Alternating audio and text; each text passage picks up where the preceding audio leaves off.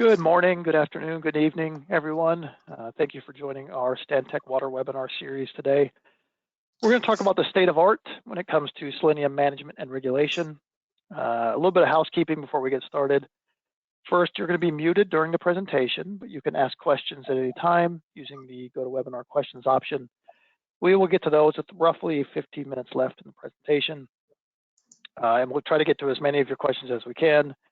If we don't happen to get to your question, we'll follow up with you directly offline. You'll also receive a professional development hour credit, or certificate, I should say, that you can submit to try to get credit to your local certifying agency. I usually send those out within a week or so after the event. And with that, I'm going to turn it over to our presenters who will kick off the presentation. Great, thank you, Ryan. I'm Brenda Bailey.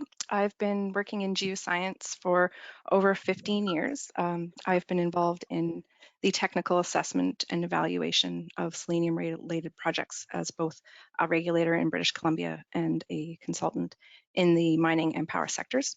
Today, I am joined with my colleague, Rob Simm.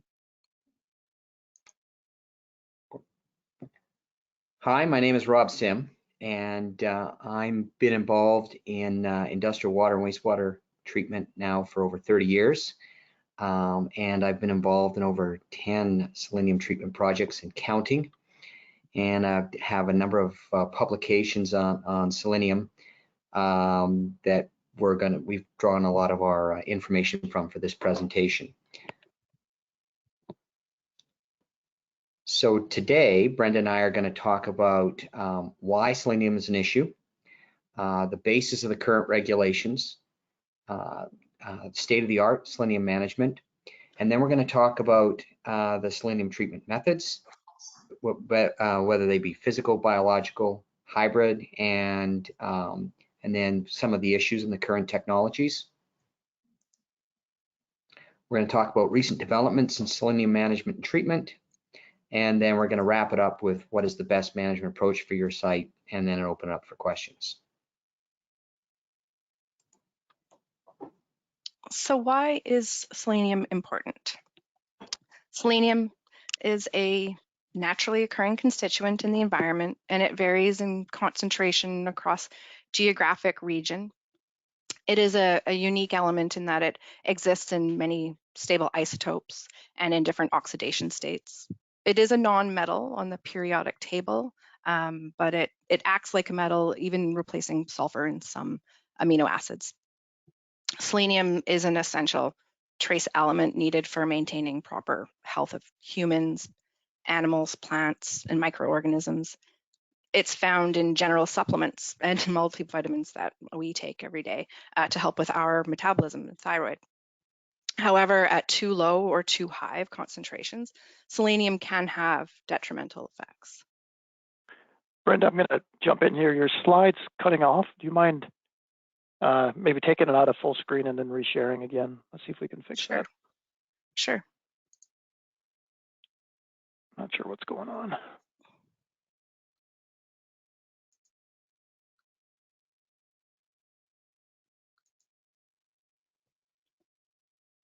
Can you see it? We see the notes view. Yep. Let's try the slideshow now and see if it'll. You see it now? No, it's still doing the same thing. It might be your monitor resolution, so we may have to let me present. And you'll just have to tell me when to switch the slides. Oh, sorry about that. I don't... Are you seeing the full slide view, Tony? Or just half the slide? Or is it cut off? Someone has commented it's still cut off. Okay. Sorry about this, everyone. A little technical glitch. Let me see if I can make it work on my end. All right. Give me one moment, please.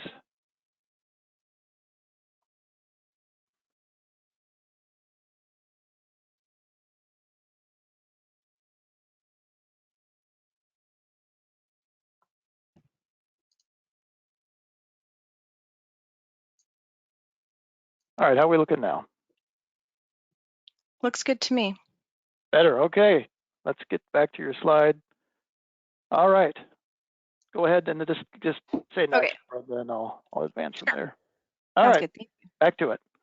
Okay, so selenium cycles through the environment in different speciation states for example, inorganic species, which are often found in aqueous environments like surface waters, groundwater, wetlands, and organic selenium compounds, which are more readily found in air, soil, and plants. Selenium speciation and geochemical reactions control the mobility of selenium under specific environmental conditions, like either reducing or oxidizing conditions, which ultimately control the fate of selenium, either attenuating or mobilizing selenium. Natural processes account for 50 to 65% of selenium emissions by natural weathering and soil leaching processes of sulfides, whereas anthropogenic activities like metal refining and processing, coal combustion, mining activity, and fertilizer application to agricultural lands can account for about 40% of selenium emissions. Slide. So why is selenium an issue? Well, its most negative property is its ability to bioaccumulate in the aquatic food chain, starting with the lowest trophic levels like algae and plankton up to animals like predatory birds and waterfowl. And this happens despite being at low concentration levels above baseline conditions. We're talking in the low parts per billion as compared to other toxins. Selenium uptake is dependent on the state of selenium in the environment. For example, inorganic selenium bioaccumulates up to 100 to 400 times, whereas organoseleniums can bioaccumulate upwards of 350,000 times. The documented effects of selenium on these higher trophic species include mutations and developmental abnormalities in fish larvae and embryo mortality in birds, both of which can impact population levels. And this transition from no effect to reproductive failure in fish can occur within a range of a few micrograms per liter. Slide.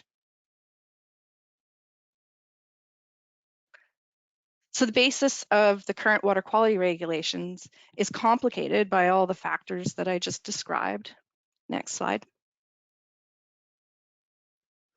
And the most sensitive species near your site will be those predatory fish and water birds, which feed on other fish and water organisms.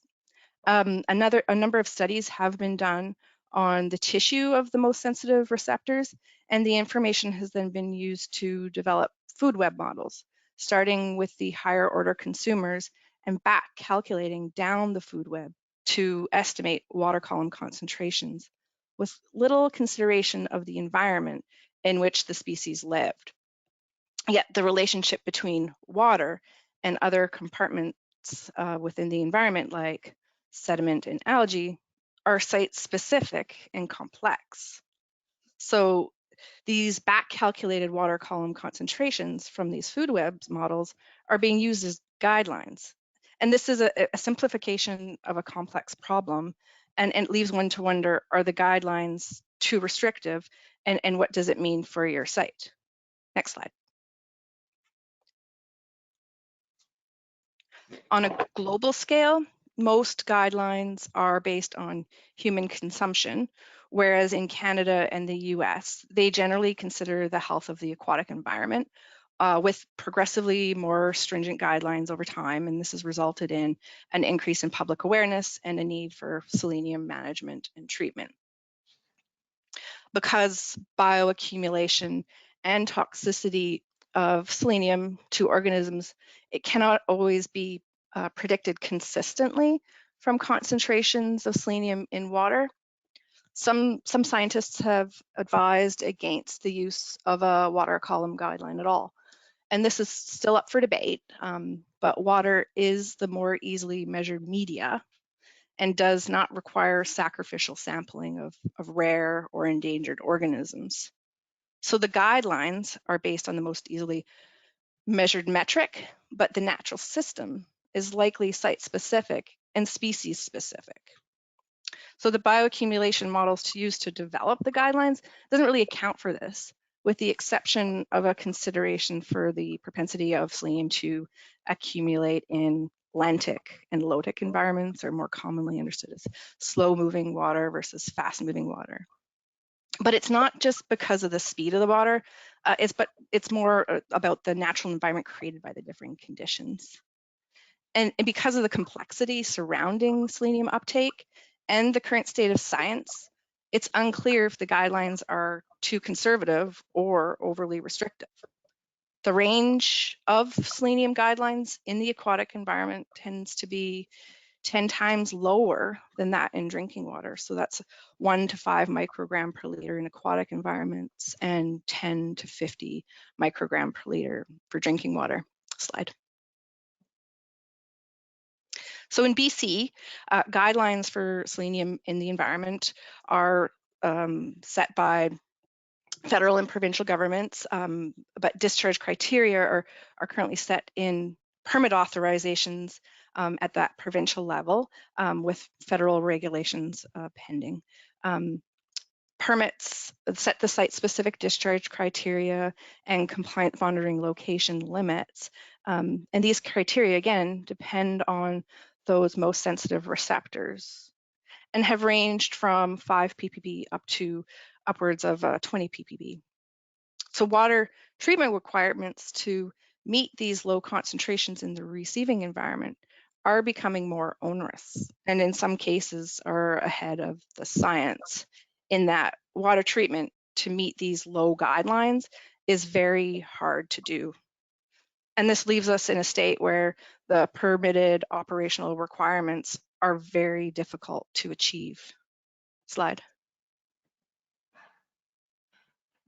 So where are we at then with selenium management? Slide. Well, the best place to start is to not have the problem to begin with.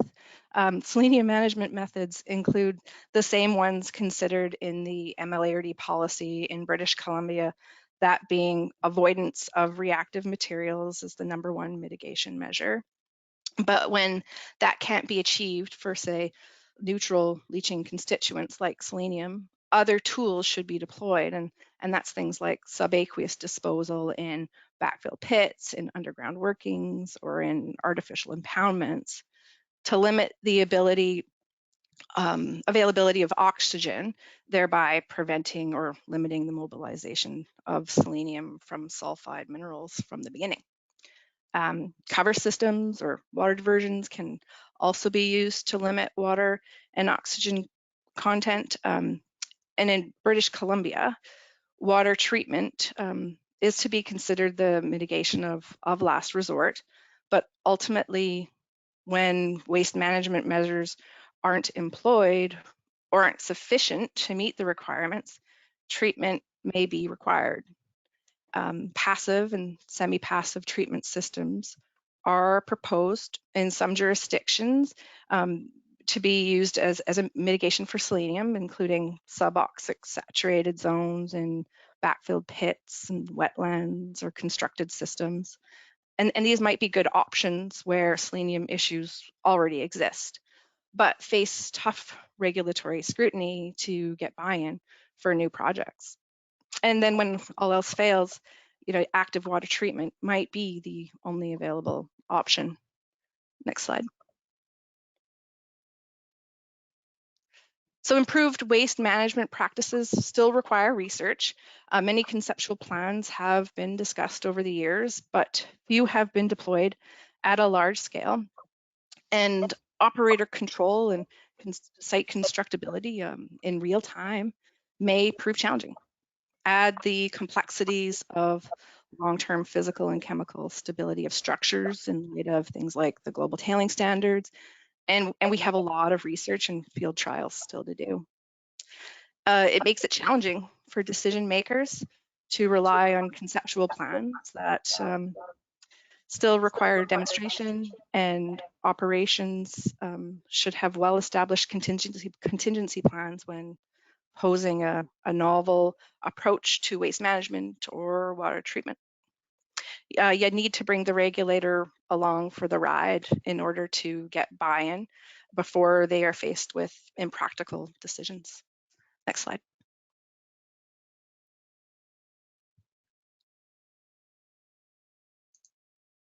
So when all else fails and you've tried to manage the situation on site and you're faced with treatment, what are your options? Slide.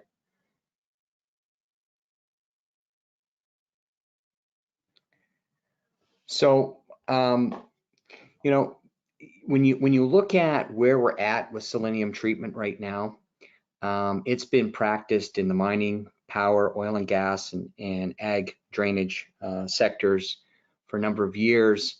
But when you actually look at the number of treatment plants that have been built between now 2006 and now, it's maybe 40 installed in North America with capacities of anywhere between 25 and 5,500 plus GPM. So it's not a tremendous number of systems, and I think it's fair to say that our experience with these systems is still we're still gathering experience with selenium treatment. Slide. So one of the things you got to remember if you're looking at mining specifically is that in addition to selenium, you're going to have other contaminants that you're going to be concerned with, and they have an impact upon the treatment efficiency and efficacy. Slide. So if you've got a mine impacted water, in many cases you're concerned about nitrates, and you've got concentrations anywhere from 20 to 100 plus milligram per liter. You've also got selenium in the oxyanion form, selenites, and then you've got sulfates that you've got to be concerned with, and with concentrations in the 600 to 2,000 plus milligram per liter range. And depending upon the treatment method that you're looking at, those four contaminants can compete. Next slide. So in terms of treatment methods, I think it's fair to say historically, people started looking at physical chemical treatment options. Ferric precipitation at one point used to be the EPA best available technology for selenium removal. Low cost, relatively simple. The issue is that it's great for selenite, but not very effective for selenate. And unfortunately, selenate is the prevalent form of selenium in mine impacted waters. Reverse osmosis, you can achieve very low levels of selenium in the effluent, or in other words, high selenium removal. But the disadvantage is it produces a brine that has to be managed, and that's relatively costly. But there's a number of vendors that can provide this. Recently, probably in the last 4 to 5 years, ion exchange has started to gain a little bit more interest. BQE has a process for a selenate selective media. The disadvantage is that you have to have, if you've got nitrate in the water as well, then you've got to have a separate nitrate removal step. And then zero valent iron has been looked at by a number of folks. It can remove selenite and selenate depending on the configuration. There's a lot of research now going on in China with nanoscale ZVI, but passivation and the ability to get down to ultra low levels is still a concern. Next slide. So very briefly, ferric chloride precipitation. What happens is that the ferric chloride produces a ferry hydroxide complex, and the selenate actually, or selenite, I should say, absorbs to that. And the overall efficiency, again, depends on your selenium speciation. Slide. RO, again, you can get very high removals, 95 to 99 plus percent, but the concentrate is problematic to deal with, and it can be costly. Slide. And we've already talked about ZVI. One of the issues with ZVI is that To my knowledge, there's only really one operational plant in North America, and the actual retention times required for selenium treatment are relatively long. Slide. I'm going to spend a little bit of time on the ion exchange. You can get down to very low levels of selenium. It appears to be cost competitive with biological. There's the residual itself. So with ion exchange, you get a regenerant. You need to basically regenerate the media, and the process that BQE uses an electroreduction circuit to regenerate treat the regenerant, so to speak, and that produces an iron selenium solid cake, which appears to be possible to take off-site and put into as a feedstock for steel production, which has some advantages. But again, you've got a need for a separate process for nitrate removal. Next slide. So I guess the question people will ask is, where has this been done before? And there was one full-scale operational plant at Comess, at the mine site there. My understanding is that Comess is in care and maintenance, so the facility has been shut down. But this is an application of the ion exchange process. Next slide. So let's talk a little bit about biological treatment. Slide. Virtually all of the biological treatment applications are based upon taking selenate and selenite and reducing them to elemental selenium with bacteria. That is the science behind all of these. The thing you got to remember when you do biological treatment, though, is you've got selenium at a parts per billion level, typically in a mine impacted water. You also got nitrate in the water, and many of those same bacteria also reduce nitrate and nitrite to dinitrogen gas. And the nitrate is typically 2 to 3 orders of magnitude higher in concentration, or sometimes 1,000 times higher than selenate and selenite. Next slide. So the fundamentals of biological treatment: the bacteria grow and sustain themselves through oxidation reduction reactions. So what does that mean? It means that you need an electron donor. You need some sort of a substrate that you've got to add. It's typically not available in the mine impacted water, and you're going to need a carbon source. When you add those materials, those electron donor materials, you're going to grow bacteria, and you're going to have a residual, a biomass residual that goes with your process. Next slide. So the electron donor is typically a substrate. That could be acetate, methanol, micro C. The carbon source is typically the same, one and the same as the electron donor. But in many cases, you also need a macro micronutrients.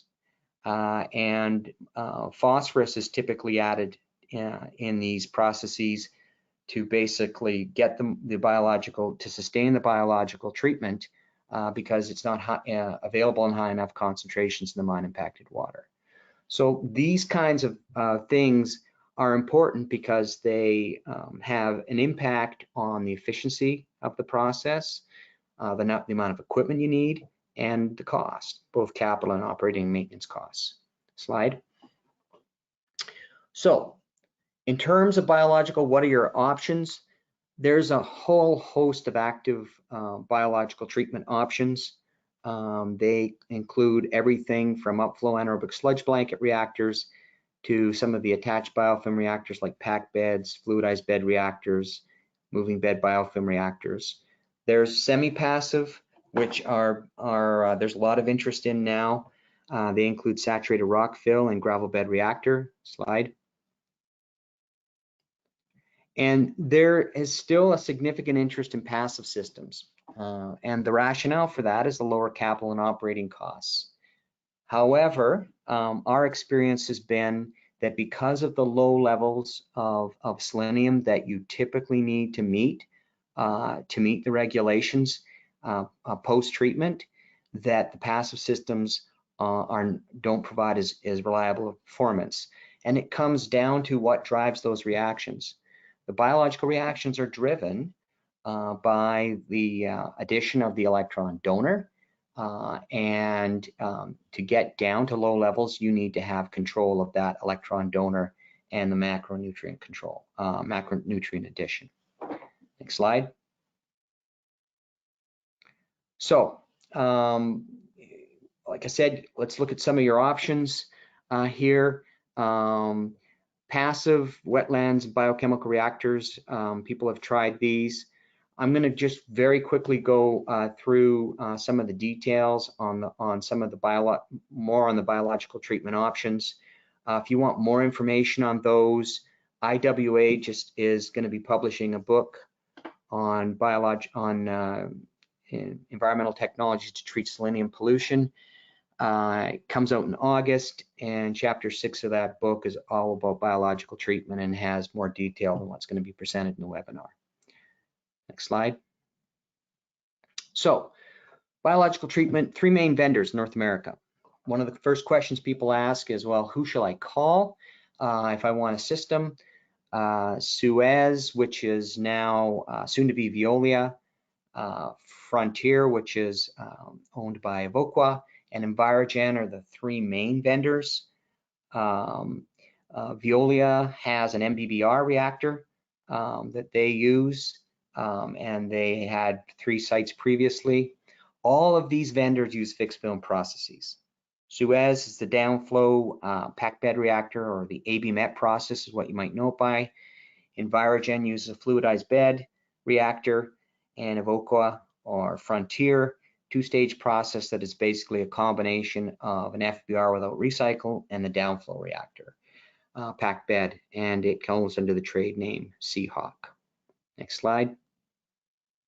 So a lot of what we see in the marketplace for selenium treatment is really historical. If you look back, the first selenium treatment processes, they came into being in the mid-90s, early 2000s, and it was a company by the name of Applied Biosciences that really formed and developed the ABMET process.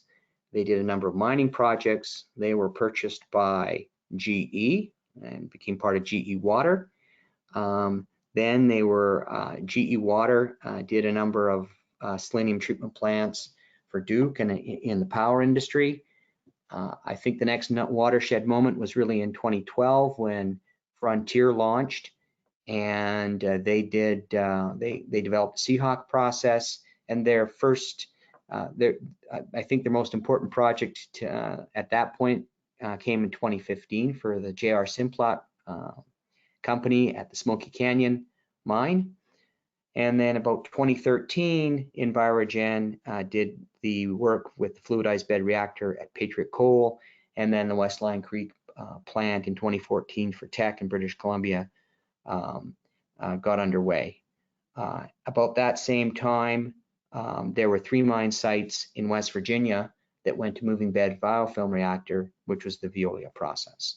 That gives you kind of a quick overview of kind of the history of how we got to the basically the 3 or 4 main vendors in the market. Next slide.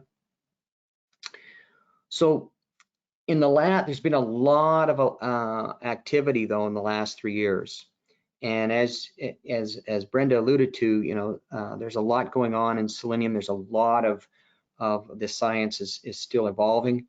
In the last 3 years, advanced oxidation has been used to address organoselenium species. We found that organoselenium species, because they bioaccumulate at a much higher rate, in some cases need to be dealt with.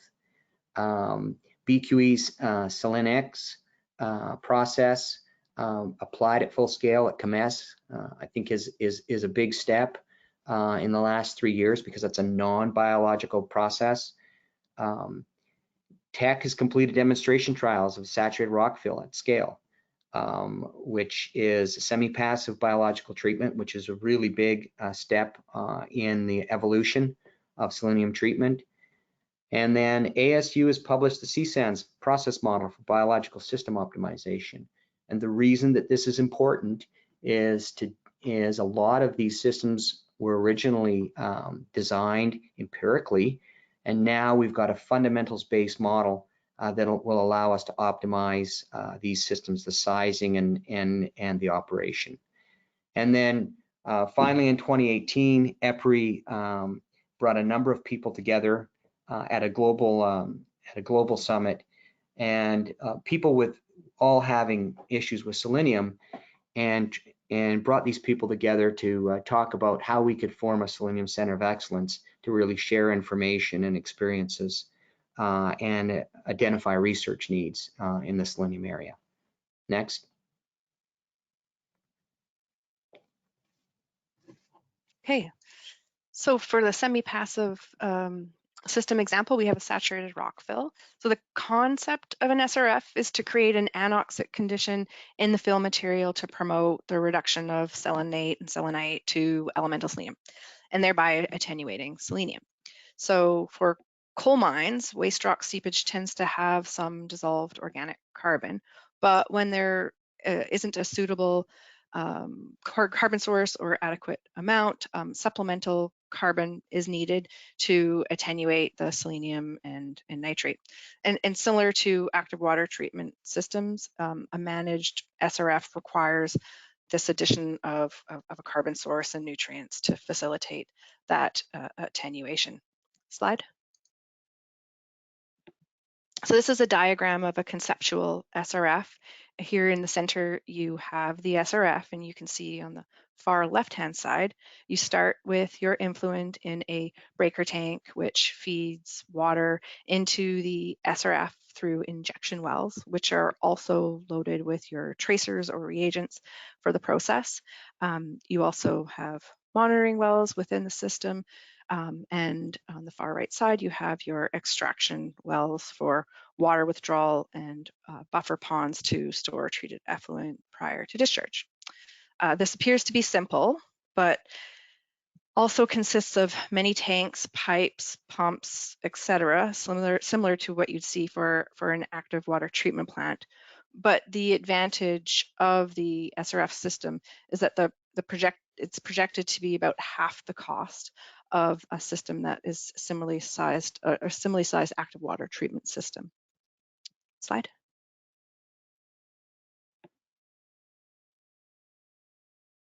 So combination technologies, and one of the things that we're seeing folks look at is how can we now combine some of these technologies together. Iron precipitation or ferric chloride precipitation biological is used routinely in power. And if you've got a high selenite concentration or a higher selenite concentration, that can be used in combination with biological. RO with biological is an interesting combination. It's what's used at the Smoky Canyon Mine by Simplot. And then recently, I know BQE is looking at RO with their electrochemical reduction cell as another option for combination treatment. Next. So this is an interesting project because I think it's a good illustration of the state of the art. This is I know that the Simplot company put a lot of thought into this. In this particular project, the mine impacted water comes in. They use ultrafiltration, reverse osmosis, which you can get down to a very low selenium concentration, less than 0.5 parts per billion, and then they do RO biological treatment of the RO concentrate, and then they blend the effluent from that back into the actual effluent from the RO, and I know that this has worked out quite well for them. Next slide. So what are the issues with the current technologies? Next. Well, they're complex, and this is a BIM model from a treatment system, and you can see it's lots of pipes, lots of pumps, lots of units. So they're complex. Next. It's not cheap. You know, I think it's fair to say that the capital and and O&M cost for these systems is quite high, and the numbers that I'm presenting here, a lot of these have been published, and gives you an indication of kind of numbers that you're looking at. Next. One of the things that we're finding is there's a number of different selenium species with differing toxicities. And when you produce organoselenium species, you can have issues with even though you have a very high treatment removal efficiency, that you still have not reduced the toxicity to a low enough level. Next. And there's lots of room for improvement on existing designs. You know, both the power and mining industries have spent a lot of money, tens of millions of dollars, on pilot testing for biological selenium removal in particular. We know that there's competition between nitrate, selenium oxyanion, and sulfate reducers. And there's really a lot of need for predictive models. And that's why this ASU CSANS model is so important. And to try to reduce the costs and the need for pilot testing and help us optimize designs. So a lot of room for improvement on existing biological designs. Next.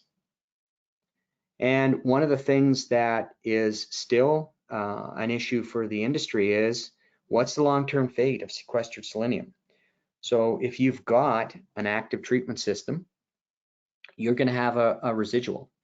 The bacteria will convert the selenate and selenite into elemental selenium as a nanoparticle. It's typically attached to the biomass, and then you got to do something with that residual. You put that residual into a landfill, and then that has the capability to come out of or be remobilized in the leachate.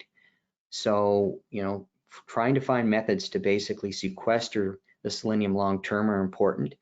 And then if you go to a semi-passive system, you've sequestered the selenium in situ. And what happens when you stop adding carbon and nutrients? And how long is that selenium going to stay there? And I'm not saying it's not going to stay there in perpetuity, but I don't think we've been operating some of these systems long enough to know what the long-term fate of the sequestered selenium really is. And then selenium has an economic value, not only to the high tech, but to the ag sectors. And is there an opportunity to recover the selenium and put it to use, good use, and take it off site? So those are the things that really need a little bit more study. Next. So, and then when you look at the state of the science, a lot of people will ask, well, okay, what about new technologies or new processes?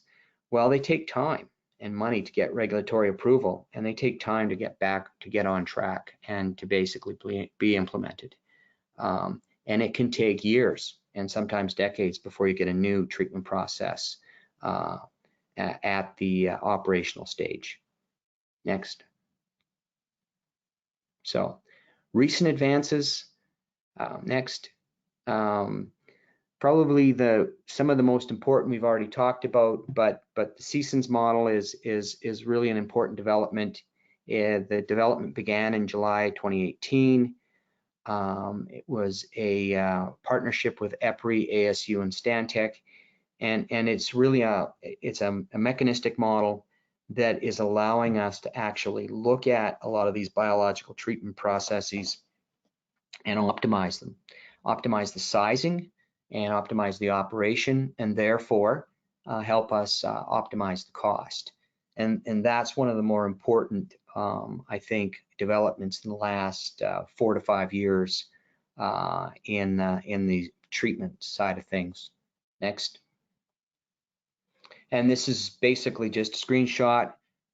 It's the model itself is a model that was it's an add-on to the Sumo platform that was developed by Dinamita, and I know the folks at ASU have put together a very extensive model that I think is going to help the industry immensely.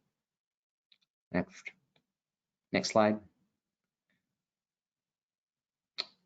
So, are the regulations ahead of the science. You know, as Brenda said, the regulations are based on current food web models for the most sensitive species. And in some cases, and people would argue that, you know, they are too conservative. So you have conservative water, and being conservative is appropriate in a regulatory situation. But that results in conservative water column targets and low discharge limits for the effluent from mine impacted water treatment plants.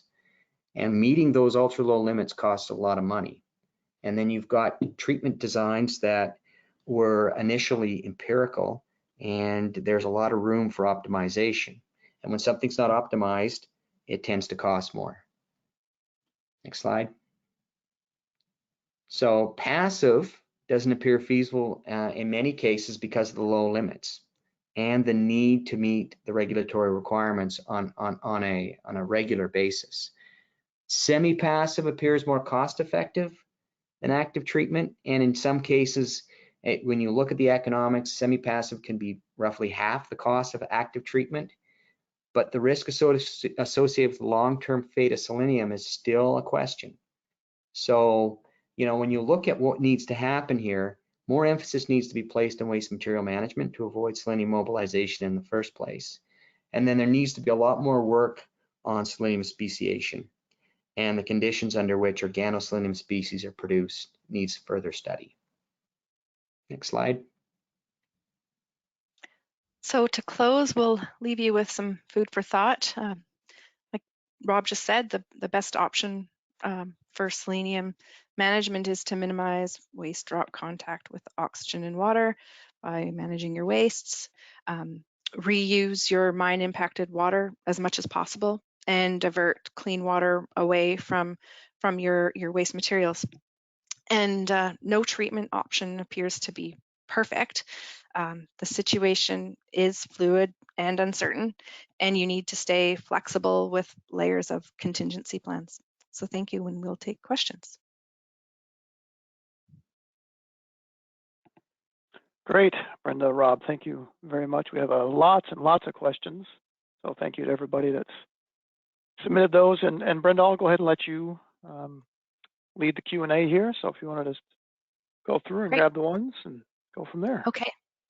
So I'll start with one of the first ones here that should be pretty easy for you, Rob.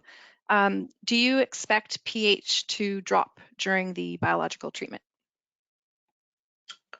It depends on the process, but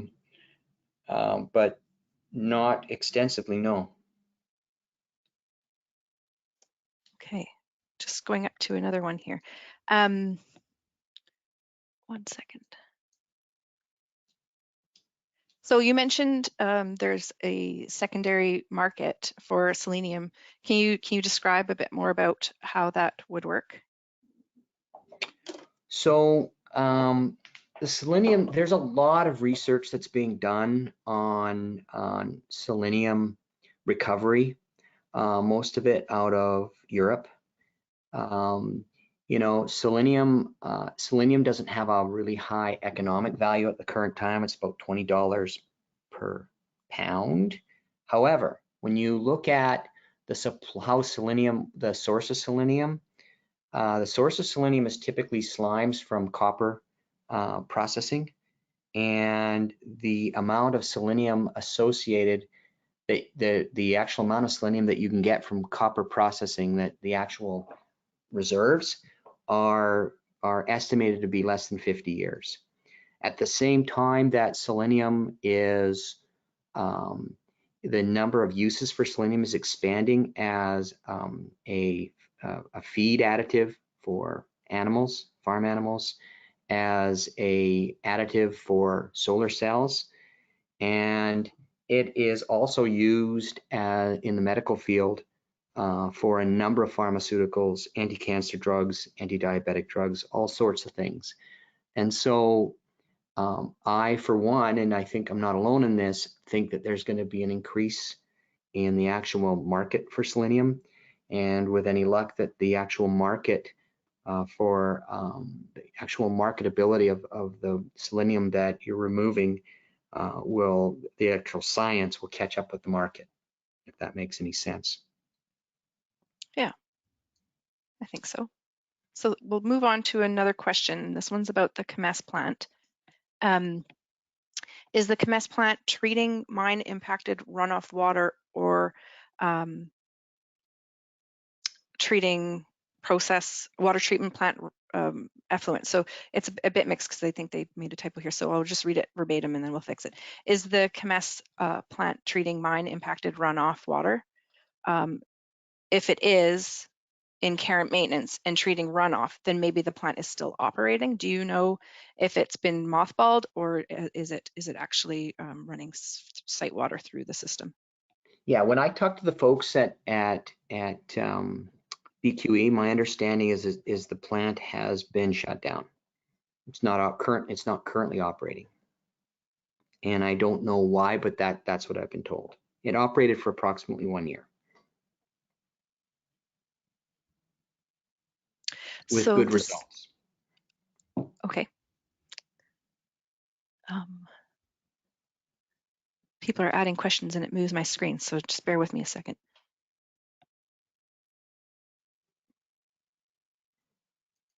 Does SRF/passive treatment require AOP for organoselenium? That's a really good question, and my understanding from the folks we're involved in a project right now, a confidential project, not in British Columbia, and the testing we've done doesn't appear that we're going to need AOP.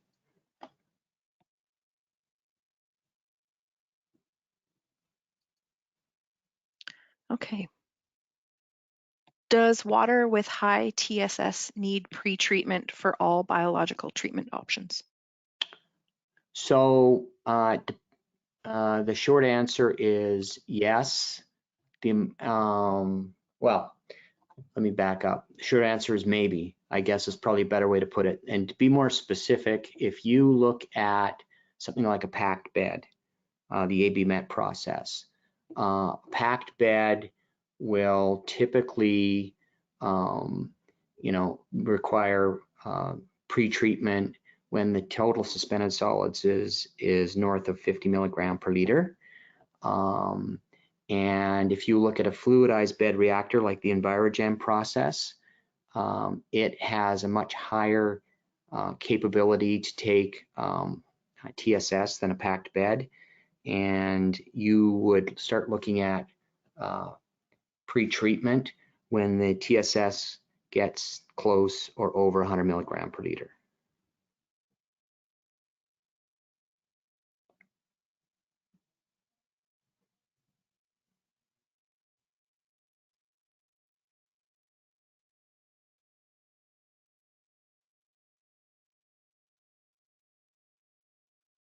We have lots and lots of questions coming in, so just a reminder, we'll try to follow up with you directly if we don't get to your question, and we just put Rob and Brenda's contact information in the chat, so you can also follow up with them directly if you'd like as well.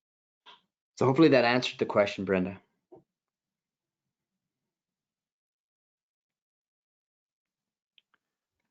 Looks like Brenda dropped Rob, so I'll jump in here and ask some questions. Okay. Sorry about that, everybody.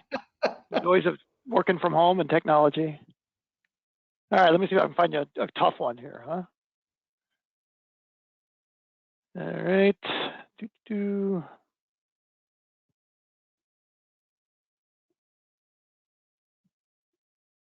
Given the uncertainties of various solutions in your comment about layers, does this suggest investment is prudent in multiple technologies, supplying something like the factor of safety of greater than 1? So I think the point we're trying to make with the presentation is it's important to understand that the requirements are stringent, okay, from a treatment perspective. The science is still evolving in many respects, and it's important to be flexible. And you can see this in some of the permits that are written, and where somebody will go with a treatment option, even if that treatment option might not be, the science hasn't caught up. Okay, The regulator, are you still there, Brenda? I am now. Okay, the regulator will ask that you have a plan B if your treatment process doesn't perform as anticipated.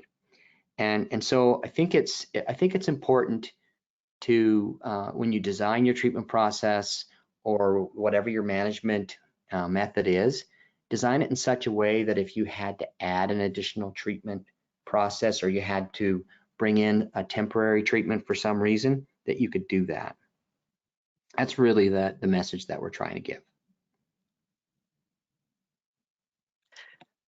So I missed which question you answered, so I hope to not ask it again. But I'll just ask another one here. Are phosphorus additions required for biological additions requiring any post-treatment to deal with residual phosphorus in the environment? So typically, as indicated in the webinar, you have to add phosphorus for the biological treatment because there's not in most cases there's not enough phosphorus in the mine impacted water to drive the biological reactions, and you do have to have a some sort of a method or way to reduce phosphorus prior to discharge into the environment in case you add too much. We've got a project that we worked on where the operator actually is able to judiciously add enough phosphorus that they don't need to treat for phosphorus on the back end. But you should have something there just in case. So short answer to your question is yes, you need some sort of phosphorus removal at the back end. Did you answer a question about wetlands while I was away? No. Okay. Are wetlands a poor option because of current guidelines that call for near zero selenium? You know, I've seen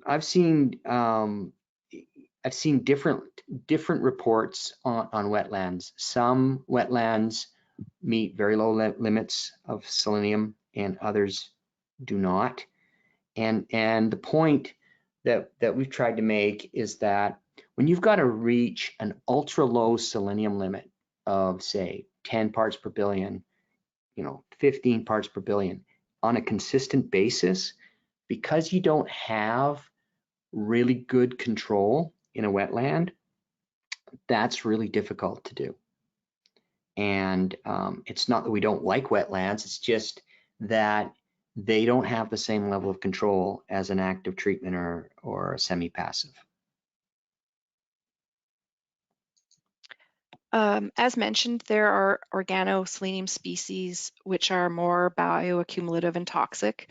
These species are largely produced in biological systems where the selenium reduction is incomplete, either due to improper initial sizing of the system or poor performance of the operations. How are biological systems addressing this issue? So that's a really, really good question, and I think it's fair to say that we are still, in my opinion, and this is maybe just my opinion, I think it's fair to say that we're still at the research stage in terms of determining all the reasons that you'll get organoselenium species formed. I know that the researchers at Arizona State University at ASU are looking at that. They're doing studies on why organoselenium species are formed and under what conditions. And then they're in the process of adding that to their CSANS model. I think it's fair to say that we don't know all of the reasons that organoselenium species are formed, at least not to my knowledge. Okay. At sites like in the Elk Valley coalfields, selenium treatment could be complex in terms of scale and choosing the right technology. Any thoughts on this? In what? So I'm not sure I really understand what the question is. Want to repeat that just one more time? Yeah, I just lost it, but let me just see if I can find it again.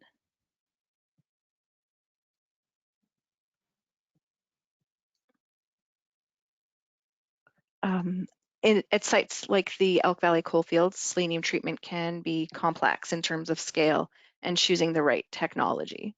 Do you have any thoughts on that? Yeah, I mean, whenever you put in a treatment, whenever you put in a treatment system, you've got to look at your site. If you've got a limited space to put in a treatment process, sometimes that might force you to active treatment. If you've got the ability to create a saturated rock fill, and you understand that the long-term fate of selenium that's sequestered is still not 100% known, and you have some sort of backup plan in case it remobilizes, I think that, quite frankly, you'd go with that route because of the cost, right? It's half the cost. You've got to really fit your treatment process to your situation.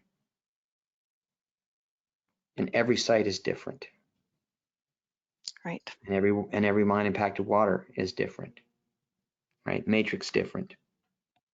So given the uncertainties of various solutions and your comment about layers, I'm not sure what the layers was referring to, does this suggest investment is prudent in multiple technologies, supplying something like a factor of safety of less than 1? We answered that one, Brenda. Oh, Yeah. you did. Good Well, job. we were on that. We got that one. That was our best answer, and you missed it. I can watch the video, apparently. That's right. All right, let's try to get 1 or 2 in here real quick, and then we'll wrap it up for Okay. everyone. And again, we'll follow up with you offline. Do you consider more research is required for what happens to the selenium in wetlands, like wetlands at Comess Natural reduces selenium to undetectable? Absolutely. And a lot of people think that wetlands are simple, okay? But actually there's a lot of things going on at wetlands. And whatever we can do on the research side to enhance our understanding of the dynamics within a wetland and all of the removal mechanisms that take place there will benefit the mining industry and other industries. So certainly that's research that I think needs to be done. Great. Thank you. I think we will close it off Wrap there. it up there? Okay. Yes. Yep. Thanks, everybody. Really appreciate it. We had, I think it's the most questions we've ever had. So great interaction. Thank you to the presenters. And again, a lot of you have asked about the PowerPoint. I'm going to ask you to follow up with Rob and Brenda directly. We don't typically send out the slides, but we do post recordings. A link is in the chat that will take you to the page with all of our past webinars so you can view it on demand. But if you want the actual slides, you'll have to follow up. Yeah, Ryan, I'm okay to send out a PDF of the slides if somebody wants that. Okay. If you're good with it, then there's nothing top secret in there. So just reach out to one of us and we'll be able to help with that. Yeah, I think that's the best approach. Okay, well, thanks again, everyone. I really appreciate it. We hope to see you on an upcoming webinar. Hope you have a good day. Thank you, everybody. Thank you.